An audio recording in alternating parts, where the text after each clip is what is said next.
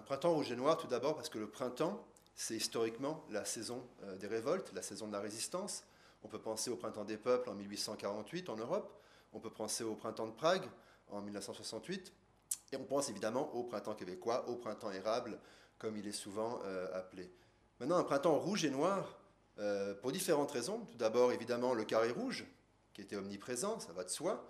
Le noir pour le carré noir, quand même, qui s'est manifesté dès le mois de mai 2012 en réaction à la loi spéciale du gouvernement libéral.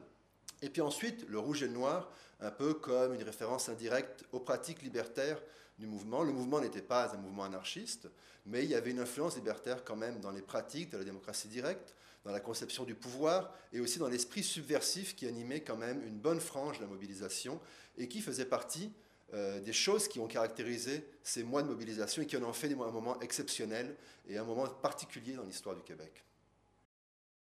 Donc, à travers les différents chapitres, on redécouvre en fait comment fonctionnaient les associations étudiantes, comment a été pratiquée la démocratie directe, soit dans les associations étudiantes, soit dans des assemblées publiques. Le fameux phénomène des casseroles, on voit de où il vient, comment il s'est diffusé, quel a été son impact, les réactions des institutions, les partis politiques, la police à Montréal, à Québec, à Gatineau, le système judiciaire.